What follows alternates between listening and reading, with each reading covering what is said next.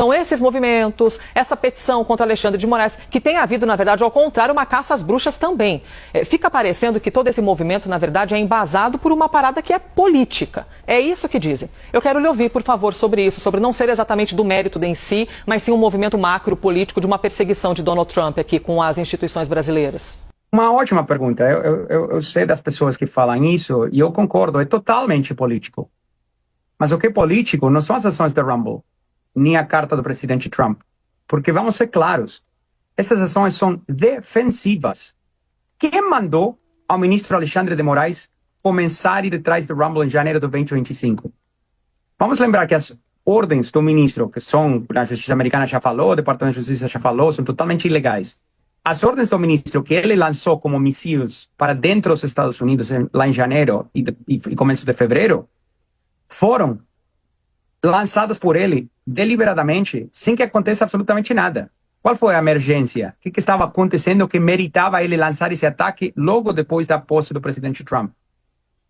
A gente não sabe de absolutamente nada que meritava ele fazer isso. Que meritava ele ameaçar com prisão a Chris Pavlovski, CEO da Rumble? E que ameritava ele, 6 meses depois, vamos lembrar que até hoje o ministro não apareceu no processo da Flórida, tá? Não tem nem ministro, nem AGU, nem governo defendendo, não tem ninguém lá.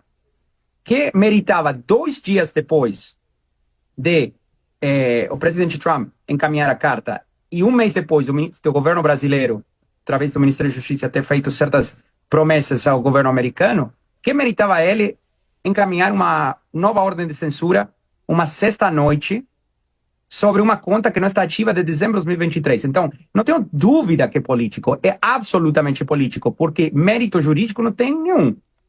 Na prática jurídica, está tentando prever o quê? Uma conta que está desativada ou que não possui conteúdo de dezembro de 2023 está ameaçando a democracia do Brasil? É tão absurdo que a única conclusão é que é político. E nossas ações têm sido todas defensivas. A única razão que você tem uma petição nova da Rumble e Trump Media hoje para a Juíza Federal na Flórida é porque o ministro deu 48 horas para cumprir com uma ordem totalmente pretextual, desnecessária, sem nenhum efeito prático, para gerar mais conflito. É bem irresponsável, eu acho. Conversamos aqui com Martin De Luca, advogado da Rumble, e é muito importante que nós possamos ouvi-lo aqui, porque nós estamos num momento da linha do tempo que é muito sensível, né? E de uma taxação de 50% aqui ao Brasil e de algo que está caindo em cima do colo, inclusive, de Jair Bolsonaro, né?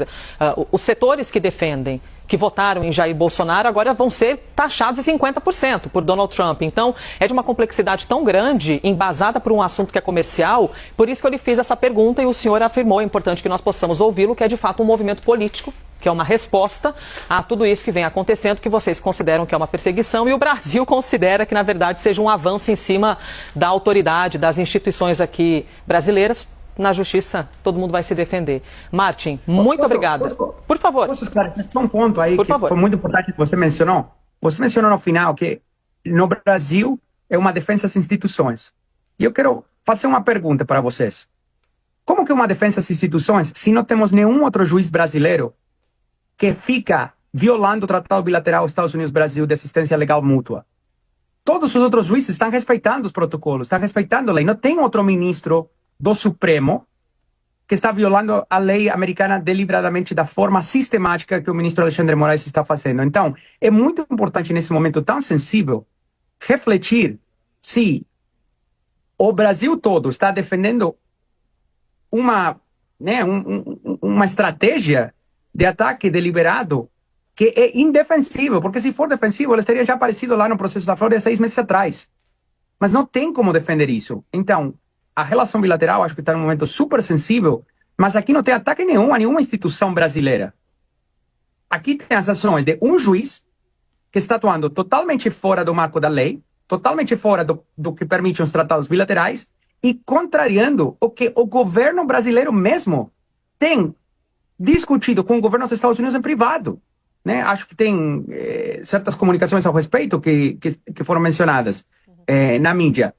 Mas o governo brasileiro, em privado, tem reforçado que, obviamente, o Brasil vai respeitar a lei, vai respeitar os tratados e não vai fazer exatamente o que o ministro Alexandre de Moraes fez na sexta-noite. Então, a pergunta é, por que ele está fazendo isso deliberadamente? Porque é como jogar uma granada no meio de uma crise. E para quê? Para tentar bloquear uma conta sobre uma plataforma que já está bloqueada de um conteúdo que foi feito antes de dezembro de 2023? É uma loucura tão grande que eu realmente penso que vocês, como a mídia, têm uma responsabilidade de falar claramente: isso aqui não é um ataque às instituições brasileiras. Tá? São as ações de uma pessoa que está atuando, contrariando o que é a lei e o tratado bilateral entre os Estados Unidos e o Brasil.